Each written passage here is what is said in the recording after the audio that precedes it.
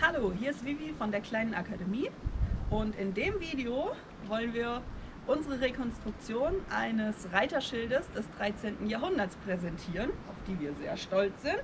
Und wir berufen uns in unserer Rekonstruktion auf ein erhaltenes Original, den Reiterschild der Grafen Nordeck zu Rabenau, der heute in Marburg verwahrt wird. Die Abmessungen unserer Rekonstruktion, die Position der Nägel entsprechend dem Originalschild, auch die weiteren Handwerkstechniken, also das Aufbringen der Rohhaut, die Grundierung, die Bemalung, sind alles an Handwerkstechniken des 13. Jahrhunderts und dem Originalschild orientiert. Das Thema Beriemung ist ein sehr kniffliges Thema. Ich habe einige Varianten ausprobiert und wir haben bereits einige Schilde vor diesem angefertigt, und das erste, was man macht, ist immer die Leute fragen, die schon Reiterschilde rekonstruiert haben oder Fußkämpfer sind und dort Schilde benutzen. Aber alles, was mir rückgemeldet wurde, alles, was ich ausprobiert habe, hatte immer Probleme, die für mich nicht akzeptabel waren. Denn ein Werkzeug, eine Waffe, ein Schild muss passen. Es muss meinen Bedürfnissen als Reiter und Kämpfer entsprechen, sonst kann ich es nicht nutzen. Sonst macht es keinen Sinn. Und da haben wir uns einfach in das Thema Beriemung reingefuchst, um Lösungen zu finden.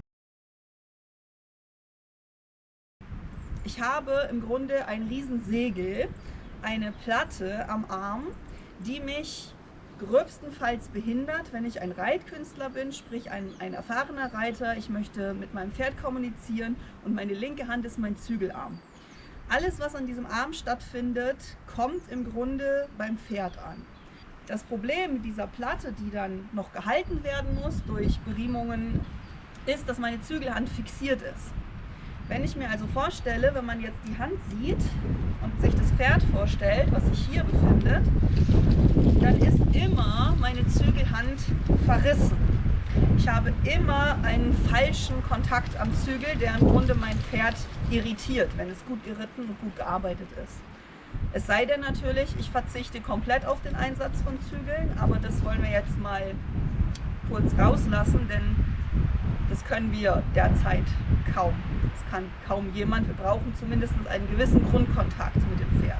Das heißt also, wenn meine Hand an der Seite an einem Brett fixiert ist, dann habe ich genau dieses Problem, dass dieses sogenannte Neck Reining, wo ich nur über das Anlegen der Zügel am Hals arbeite und dem Pferd Informationen darüber gebe, wie es seine Schulter benutzt, sprich Lenkung, ist immer gestört. Das zweite Problem ist, der Schild beginnt bei der Bewegung des Pferdes wie wild zu schlagen.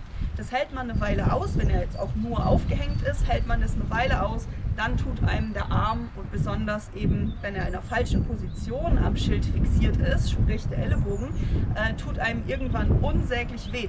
Das kann es also nicht sein. Es braucht eine Fixierung.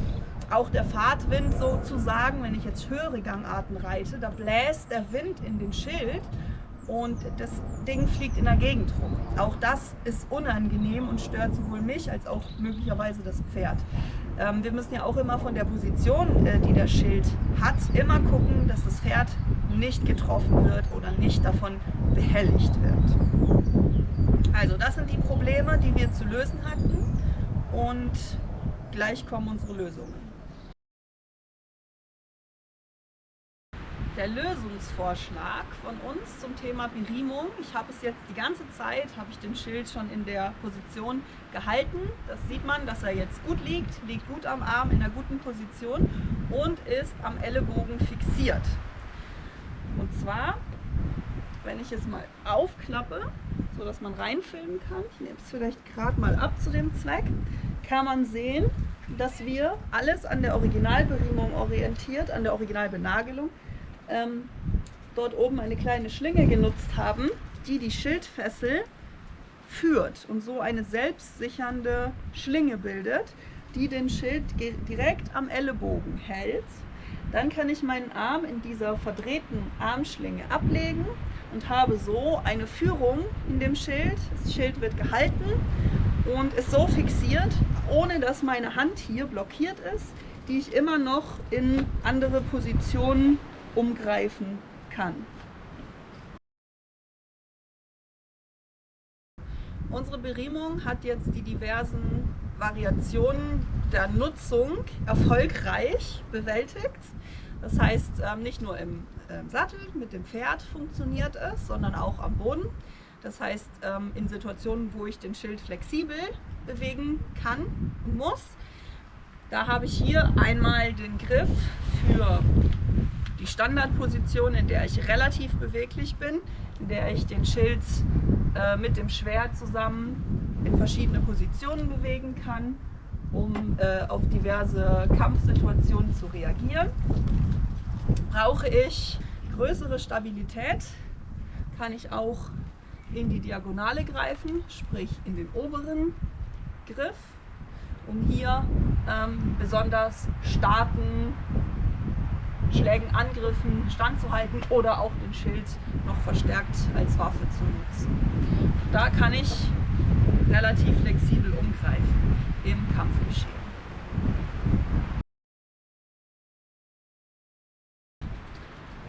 Ein besonderes Highlight ist natürlich die Vorderseite mit unserem Wappen von Tannenfels. Das entspricht natürlich nicht dem Marburger Original, weil wir hier unser eigenes Wappen verewigt haben. Und zwar haben wir uns für die Darstellung eines süddeutschen Niederadeligen entschieden. Und das ist das Wappen, der Berg von Tannenfels, gekrönt von einem Stern auf blauem Hintergrund.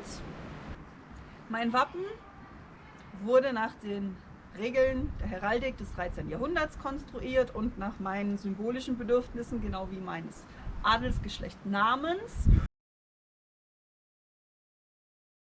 Es handelt sich um Lindenholzplanken mit Rohhautüberzug. Wir haben mit Caseinleim gearbeitet. Die aufgebrachten Pigmente sind natürlich Naturpigmente, Lapislazuli als Farbe, Eitempera als Bindemittel. Wir haben eine Echtgoldbelegung beim Stern über einer Rohhautform oder einem Gesso-Relief am Berg. Das sind also alles Techniken, die dem 13. Jahrhundert entsprechen, im 13. Jahrhundert verwendet wurden, so wie wir das heute wissen, bis auf die kleine Tatsache, dass das Blattgold mit modernem Kleber aufgebracht wurde. Da haben wir noch keine Möglichkeit gefunden, das hinzukriegen mit historischen Methoden, aber ansonsten haben wir uns immer an die Methoden des 13. Jahrhunderts gehalten. Das war die Vorstellung von unserem Reiterschild, von unserer Rekonstruktion, unserer Interpretation. Man muss immer dazu sagen, erstens, es war ein langer Weg bis ich hier stehen kann mit dem Schild, dem Video und den Erkenntnissen. Wir haben einige Probeschilde und einige Versuche durch. Und es ist auch immer natürlich der Stand der Zeit. Vielleicht, wenn wir irgendwann noch neuere Erkenntnisse haben, aber jetzt sind wir erstmal unglaublich stolz auf das, was wir geschaffen haben. Und ich kann an der Stelle auch nur meinem liebsten Knappen und Freund und Helfer Patrick danken, der nämlich tatsächlich der Erbauer ist und der Erschaffer dieses Schildes. Ich darf es nur halten, nutzen und meinen Senf über Beriemung und Haltung dazugeben. Ich hoffe, ihr seht das genauso wie wir. Ihr findet es auch eine tolle Lösung. Und jetzt kommt eigentlich noch der Beweis, dass man es auch im Sattel gut nutzen kann. Da haben wir ein paar Aufnahmen, dass die Zügelhand flexibel beweglich ist. Ich kann also meine Reitmanöver machen und der Schild sich in der Fixierung, die ich vorhin gezeigt habe, auch gut am Arm hält und nicht in der Gegend rumfliegt oder schlägt.